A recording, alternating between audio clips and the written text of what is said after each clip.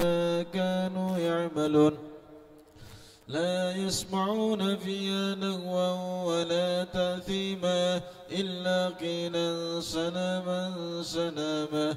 وأصحاب اليمين ما أصحاب اليمين في سدر مخضود وطلح ممدود وذل ممدود وماء مسكوب وفاكهة كثيرة لا مقطوعة ولا ممنوعة وفرش مرفوعة. إنا أنشأناهن إنشاء فجعلناهن بكارا عربا أترابا. لأصحاب اليمين ثلة من الأولين وثلة من الآخرين.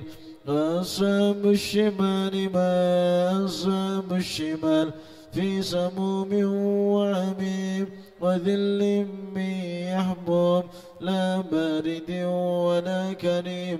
إنهم كانوا قبل ذلك مترفين وكانوا يصرون على الحنث العظيم وكانوا يقولون إذا متنا وكنا ترابا وعظاما أئنا لمبعوثون أو آباؤنا الأولون. قل إن الأولين والآخرين لمجموعون إلى ميقات يوم معلوم. ثم إنكم أيها الضالون المكذبون لآكلون من شجر من زقوم فمالئون منها البطون فشاربون عليه من الحميم فشاربون شرب الليم. هذا نزلهم يوم الدين نحن خلقناكم فلولا تصدقون. أفرأيتم ما تمنون أنتم تخلقونه أم نحن الخالقون؟ نحن قدرنا بينكم الموت وما نحن بمسبوقين على أن نبدل أمثالكم وننشئكم فيما لا تعلمون. ولقد علمتم النشأة الأولى فلولا تذكرون. أفرأيتم ما ترثون أنتم تزرعونه أم نحن الزارعون؟ لو نشاء لجعلناه ضاما فظلتم تفكهون. إنا لمغرمون بل نحن محرومون. أفرأيتم الماء الذي تشربون أأنتم أنزلتموه من المزن أم نحن المنزلون؟ لو نشاء جعلناه أجاجا فلولا تشكرون. أفرأيتم النار التي تورون أنتم أنشأتم شجرتها أم نحن المنشئون؟ نحن جعلناها تذكرة ومتاعا للمقوين. فسبح باسم ربك العظيم. فلا أقسم بمواقع النجوم وإنه لقسم لو تعلمون عظيم. إنه لقرآن كريم في كتاب مكنون لا يمسه إلا المطهرون. تنزيل من رب العالمين. أفبهذا الحديث أنتم مدهنون وتجعلون رزقكم أنكم تكذبون. فلولا إذا بلغت الحلقوم وأنتم إليه تنظرون. ونحن أقرب إليه منكم ولكن لا تبصرون. فلولا إن كنتم غير مدينين ترجعونها إن كنتم صادقين فأما إن كان من المقربين فروح وريحان وجنة نعيم وأما إن كان من أصحاب اليمين فسلام لك من أصحاب اليمين وأما إن كان من المكذبين الضالين فنزل من حميم وتصلية جحيم إن هذا لهو حق اليقين فسبح باسم ربك العظيم صدق الله العظيم. Berikutnya mari kita mendengarkan pengajian rutin hari Kamis sore yang akan diisi oleh pengasuh kita Romo Kiai Haji Fathul Huda. Kepada beliau waktu dan tempat kami persilakan.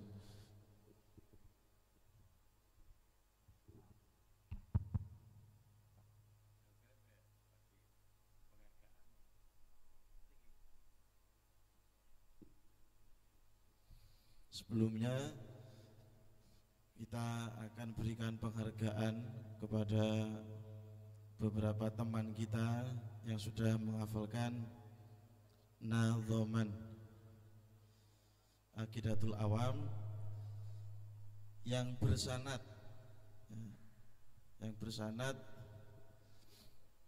karena di sini kepala madrasahnya Ustadz Surur punya sanad dari Ustadz Surur dari gurunya sampai kepada pengarang kitabnya. Ya masih ada waktu karena ngajinya 16.50. Yang Ustadz sebutkan namanya maju ke depan.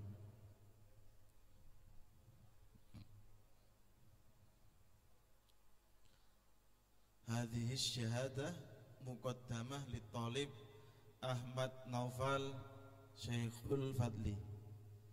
Maju ke depan. Karena SMA sedang studi kampus, maka kita pending. Atik Raudhoh bin Sudirman. Sini dulu. Kemudian sini dulu, berdiri dulu. Diberikan kepada Wahyu Indra Saputra.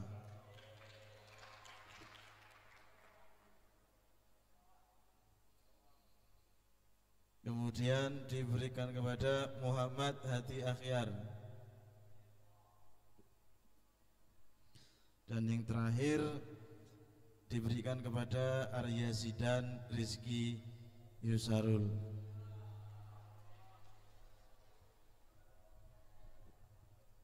Pokoknya setoran selesai lancar, nanti dapat syahadah. Tahun kemarin juga sudah banyak ya teman kita yang sudah mendapatkan syahadah. Semoga semuanya bisa lancar hafalannya dan bisa mengamalkan. Lafdzon, maknan, wa amalan. Hafal secara lafaz, bisa menguasai maknanya, bisa mengamalkan secara amal perbuatan. Kami mohon kepada Abu Fathul Huda untuk memberikan syahadah kepada teman-teman yang sudah hafal.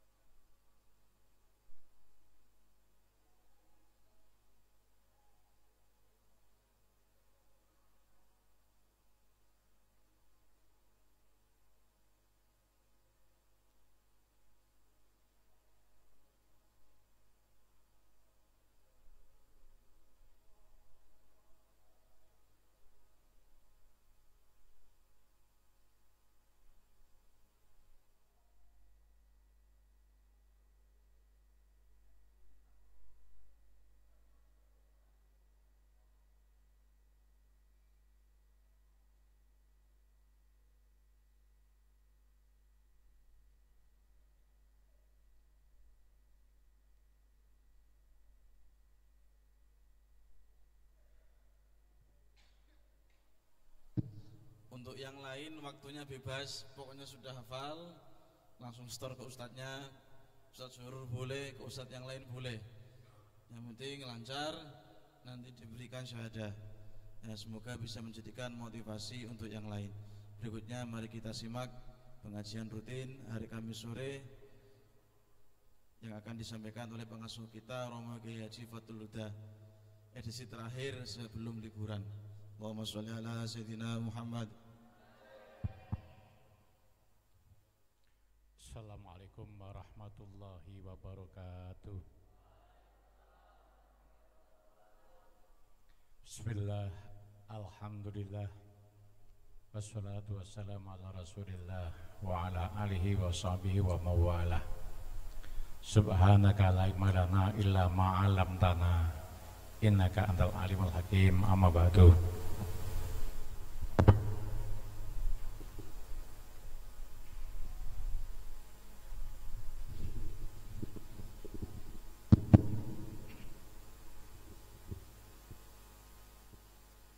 Para asatid, astatidah, santriwan, santriwati rahimakumullah. Alhamdulillah, sore hari ini kita bisa mengikuti acara kajian Kamis malam. Saya untuk sore ini belum melanjutkan hadis yang kemarin, tapi yang akan kita bahas adalah tentang 10 hari di awal bulan Dzulhijjah.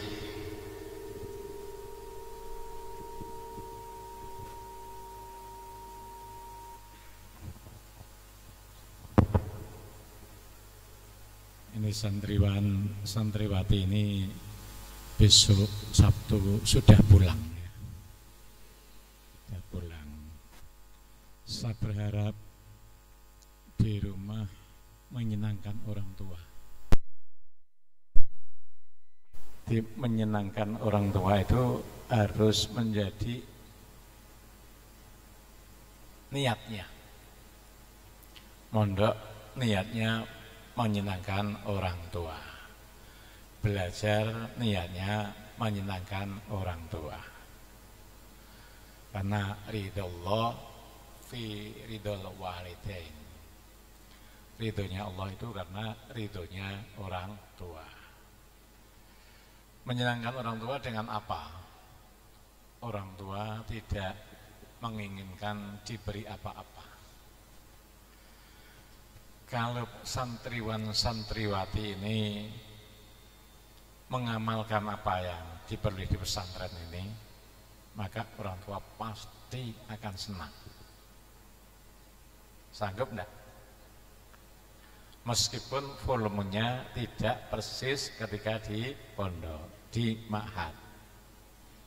Kalau waktunya sholat, juga sholat. Kalau jamaah, diusahakan sholat berjamaah. Kalau biasanya deres Al-Quran di rumah, usahakan deres Al-Quran. Kalau biasanya di sini puasa, usahakan nanti juga puasa utamanya di bulan Dzulhijjah ini, yaitu di hari Asyura, hari Tarwiyah dan Arafah. Tarwiyah itu nanti hari Selasa, Arafahnya hari Rabu, Kamis, Idul Adha. Anggap. Jadi senangkanlah orang tua kalau ingin menjadi orang yang sukses. Karena anta wa maluka liwalidika, anta wa maluka li abika, au kamakol. Kamu dan seluruh hartamu itu adalah milik orang tuamu. Itu kata hadis beliau Rasulullah Muhammad Sallallahu Alaihi Wasallam. Masih ingat tentang kisah sapi Bani Israel? Masih ingat? Yaitu kisahnya seorang yang sangat taat dengan orang tua, akhirnya menjadi anak yang sangat kaya raya. Ada seorang tua, ini anaknya masih kecil sudah meninggal dunia. Berarti anak itu anak yatim. Orang tua ini sebelum meninggal itu melepaskan sapi di hutan dengan harapan besok sapi ini adalah saya wariskan untuk anak saya. Dititipkan kepada Allah Subhanahu wa taala. Jadi begitu dilepas dititipkan kepada Allah Subhanahu wa taala. Sehingga sapi ini tidak pernah kekurangan makan dan tidak bisa ditangkap siapapun. Sapi ini dijaga oleh Allah. Jadi meskipun dilepas di hutan itu tidak hilang. Kemudian anaknya yang yatim tadi pada perkembangannya meningkat menjadi dewasa. Kemudian diberitahu oleh ibunya, "Nak, bapakmu biyen iku ninggal sapi. Panggonane ning alas iki warnane sapi iku kekuning-kuningan seperti warnanya emas. Coba carilah sapi ini." Ini anak ini sangat taat kepada ibunya. Apa yang dilakukan oleh ibunya itu dituruti. Waktunya itu dibagi 3. Sepertiga untuk sholat, kalau malam itu, sepertiga untuk jaga ibunya, sepertiga untuk kerja. Jadi waktunya sehari semalam dibagi 3, yang sepertiga untuk kerja, yang sepertiga untuk menjaga ibunya, yang sepertiga untuk ibadah. Itu sepanjang masa begitu terus. Karena saking taatnya kepada ibunya, meskipun di hutan berantara, tidak tahu sapinya itu letaknya di mana, ini berangkat mencari sapi yang ditanggalkan oleh ayahnya tadi. Sesuai dengan ciri-cirinya. Nah, alhamdulillah sapi itu dipanggil oleh anak itu.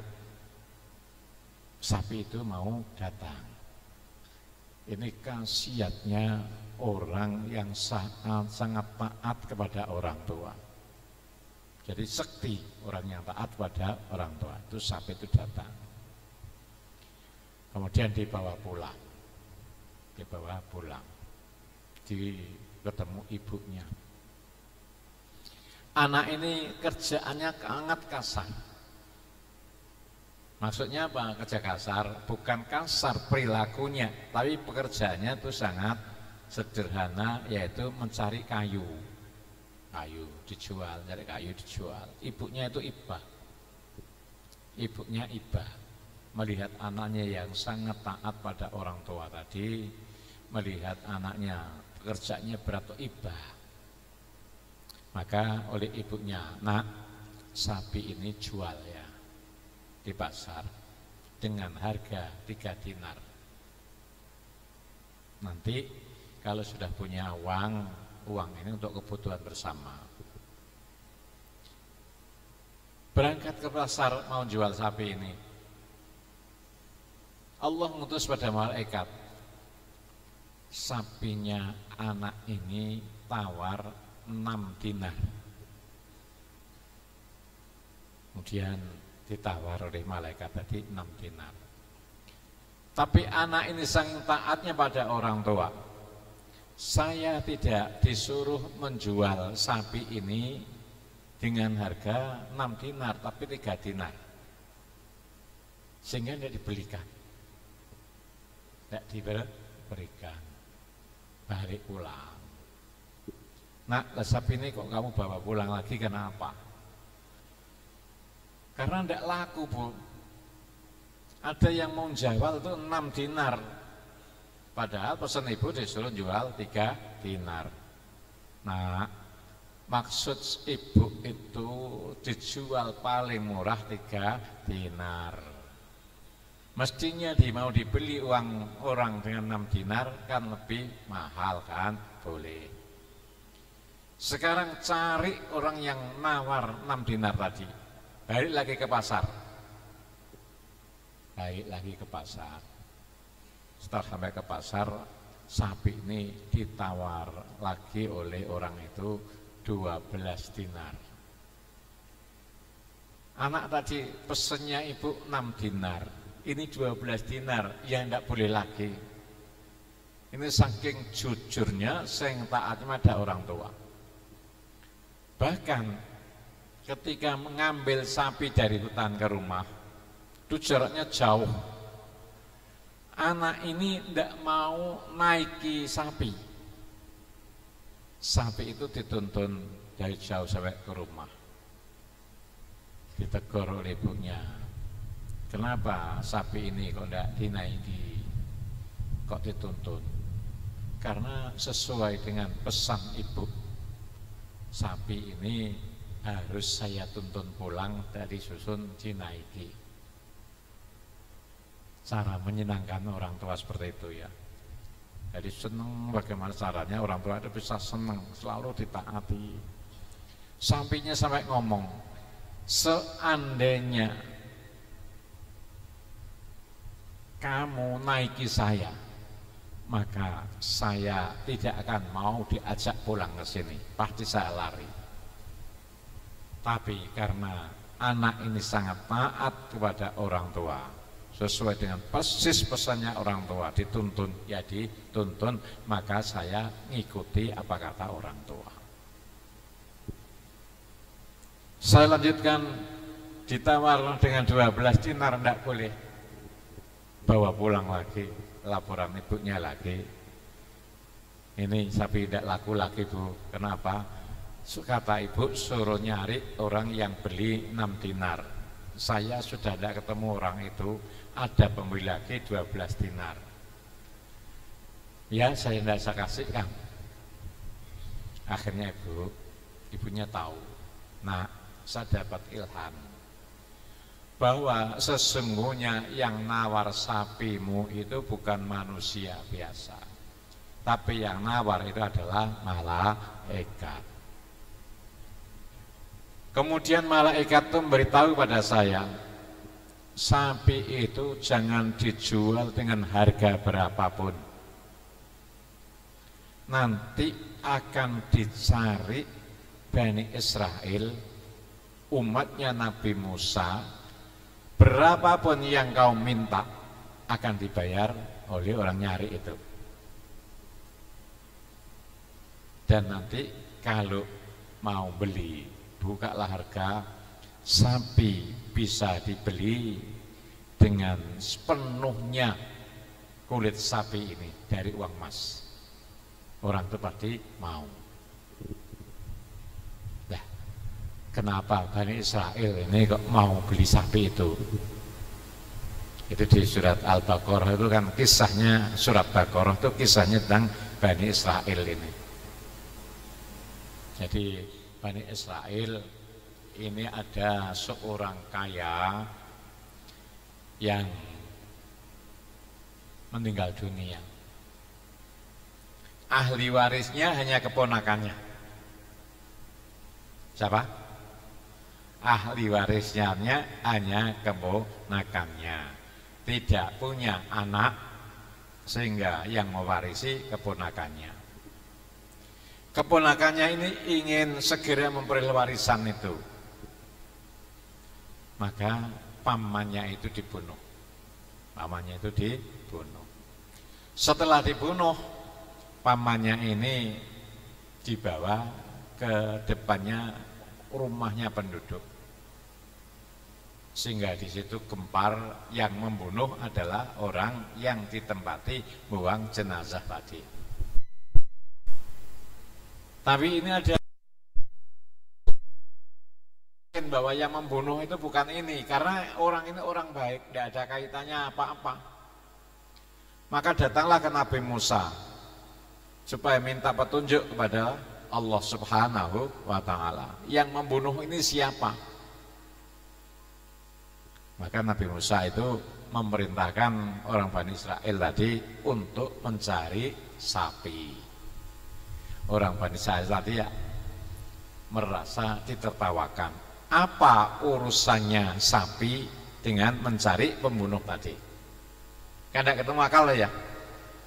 Jadi ada seorang ponakan yang membunuh pamannya, kemudian jenazahnya ditaruh di rumahnya penduduk supaya ini selamat dari tuduhan untuk pembunuhan, bahwa yang membunuh itu adalah pamannya, keponakannya.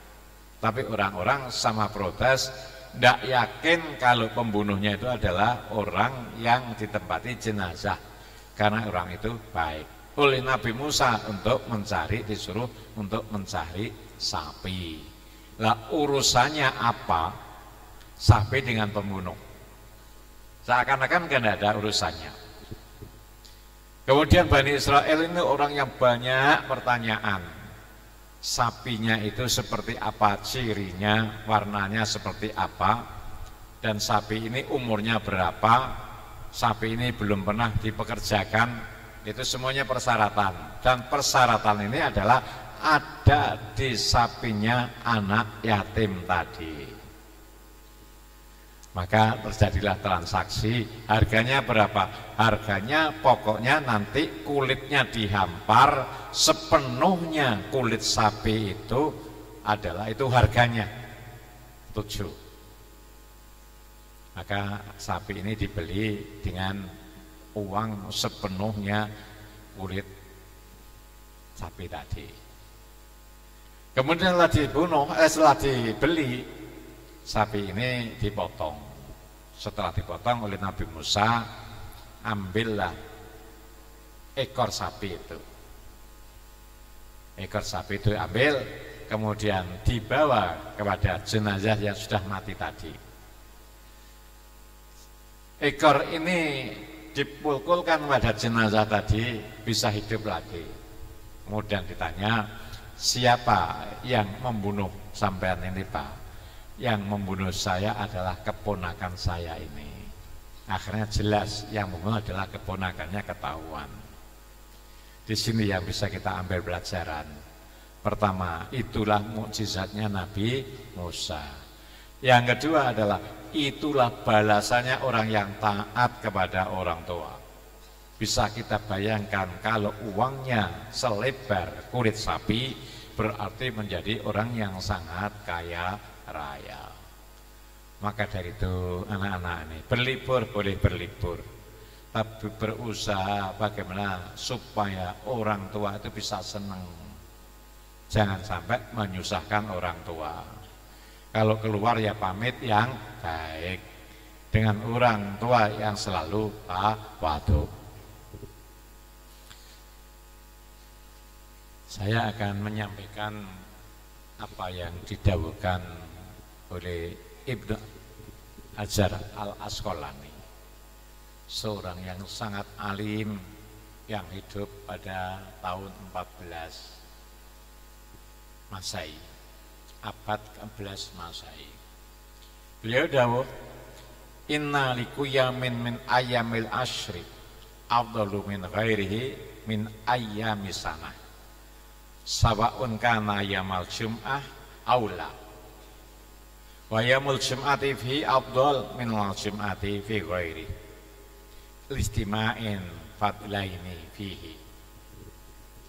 Sesungguhnya 10 hari awal di bulan Dzulhijjah itu adalah hari yang paling mulia selama setahun. Setahun itu kan ada 360 hari. tapi ada hari yang paling mulia, yaitu di 10 hari awal bulan Dzulhijjah. Meskipun itu hari Jumat, kalau hari Jumat di bulan Dzulhijjah 10 hari ini, maka kemuliaannya 2 kali lipat. Seperti malam hari ini, malam nanti, dan besok ya. Itu adalah 2 kali lipat. Yang pertama adalah mulianya hari Jumat, yang kedua adalah mulianya 10 hari di awal bulan Dzulhijjah. Kita sangat syukur ya, sekarang ini di bulan yang mulia, yaitu bulan Dzulhijjah. Inna iddatas syuhuri indallah itna asyara syahran fi kitabillah yauma khalaqas samawati wal ard. 1 tahun itu adalah ada 12 bulan. 12 bulan ketika dijadikan bumi dan langit ini. Kemudian minha arba'atu hurum. Dari 12 bulan ada 4 bulan yang mulia. Dan 4 bulan yang mulia ini adalah Dzulqa'dah, Dzulhijjah, Muharram, dan Rajab. Dan 10 hari di bulan Dzulhijjah ini adalah hari yang paling mulia sepanjang tahun. Dan ini adalah berdasarkan juga hadisnya beliau Rasulullah Sallallahu Alaihi Wasallam.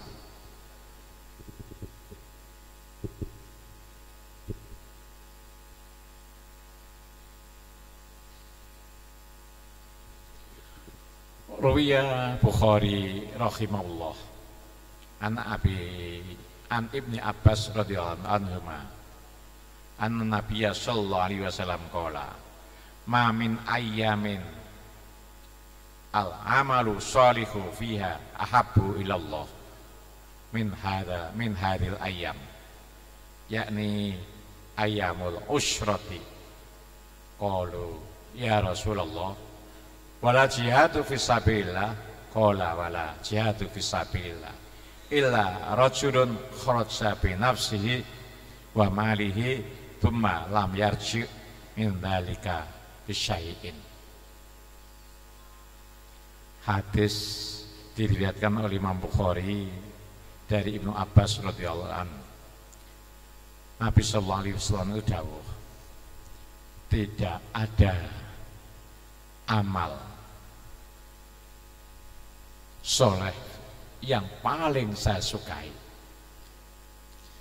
Tidak ada amal soleh yang paling saya sukai yang melebihi 10 hari dari bulan Dzulhijjah.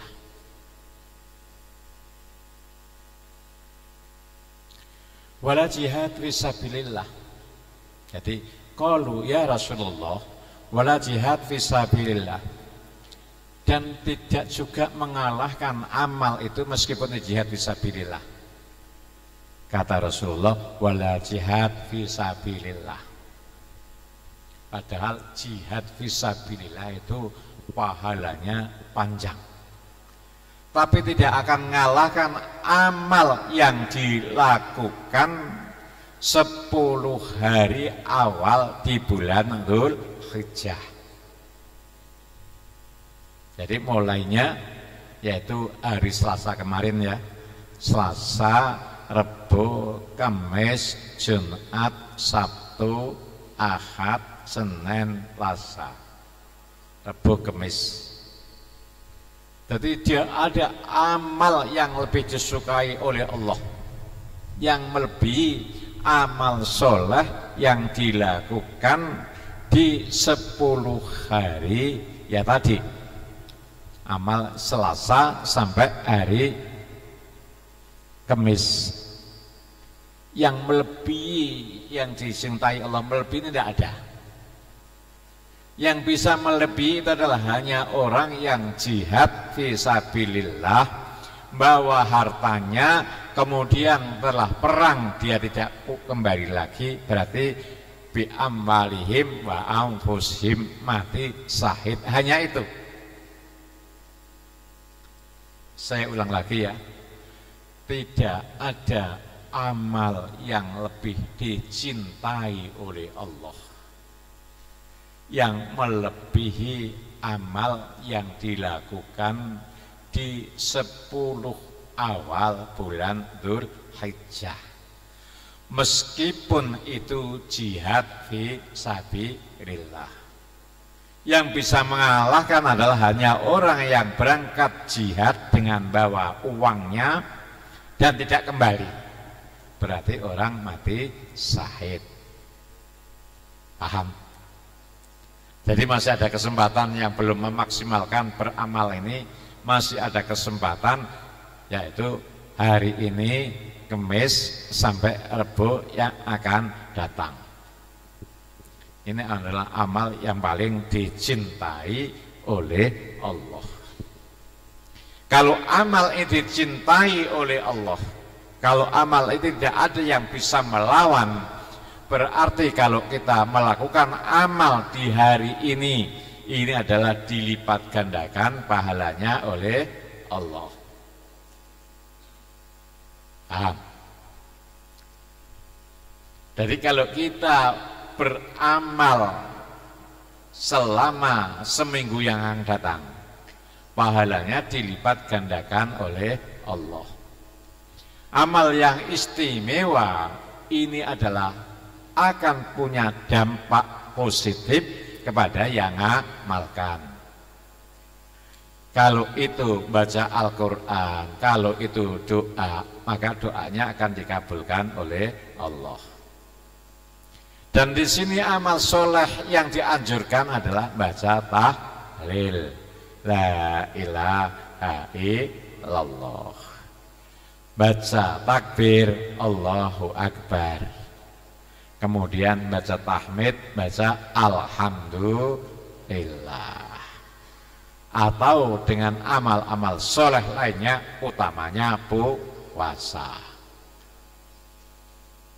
Kalau nanti yang paling ditekankan lagi adalah puasa tarwiyah dan puasa Arafah, kemudian nanti menyembelih kurban di hari nahar, atau mulai setelah sholat id sampai nanti 2 hari setelah Idul Adha.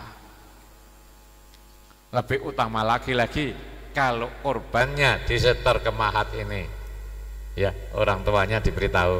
Kalau lebih utama lagi kalau kurbannya disetor ke mahat ini, insya Allah adalah untuk distribusinya yang akan membagikan para asatid dan asatidah.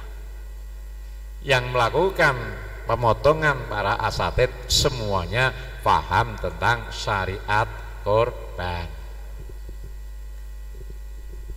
Ini setelah tahu bahwa hari ini adalah hari yang istimewa, bulan ini adalah bulan yang paling istimewa, kira-kira mau meningkatkan amalnya apa tidak? Ya, mulai nanti malam coba takbiran, coba banyak membaca alhamdulillah, ditingkatkan bacaan Al-Qur'annya. Insya Allah kalau para santriwan santriwati ini menggunakan waktu-waktu yang istimewa ini, maka akan menjadi anak-anak yang istimewa.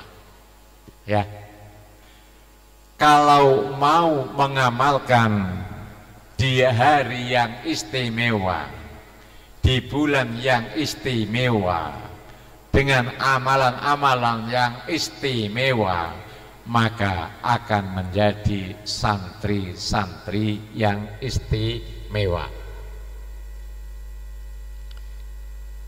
Dalam Al-Hikam itu disebutkan kaifa tahruku awaid, wa anta minafsika lam tahrik awaik. Bagaimana kamu bisa memperoleh sesuatu yang luar biasa kalau kamu belum bisa melakukan sesuatu yang luar biasa? Jadi kalau biasanya tidak puasa, diusahakan Senin nanti meskipun di rumah tetap puasa. Selasa diusahakan puasa, Rebo diusahakan puasa. Kalau Senin adalah niatnya puasa Senin, kalau Selasa niatnya puasa tarwiyah, kemudian Rebo puasa Arafah. Diperbanyak baca alhamdulillah, alhamdulillah, alhamdulillah. Diperbanyak membaca Allahu Akbar, takbir, Allahu Akbar, Allahu Akbar. Diperbanyak membaca tasbih subhanallah walhamdulillah. Sanggup? Mudah-mudahan semua santriwan dan santriwati ini menjadi orang yang sukses. Sukses dunianya, sukses akhiratnya. Rabbi fanfa'na bi barakatihim wadina la'usna bi hurmatihim wa amitna fi tariqatihim wa mu'afatihim minal fitani. Rabbi fanfa'na bi barakatihim wadina la'usna bi hurmatihim wa amitna fi tariqatihim mu'afatihim minal fitani. Rabbi fanfa'na bi barakatihim wa dinal husna bi hurmatihim wa amitna fi tariqatihim wa mu'afatihim minal fitani. Allahumma inni astaudi'uka ma alamtanihi wardudhu ilayya inda hajati ilaihi fala tunsinihi ya rabbal alamin. Al-Fatihah. Bismillahirrahmanirrahim. Alhamdulillahirabbil alamin. Ar-Rahmanirrahim. Maliki yaumiddin. Iyyaka na'budu wa iyyaka nasta'in. Ihdinas siratal mustaqim. Siratal ladzina an'amta 'alaihim ghairil maghdubi 'alaihim waladdallin. Amin. Wallahu muwaffiq ila aqwamit thoriq. Wassalamualaikum warahmatullahi wabarakatuh. Maghribnya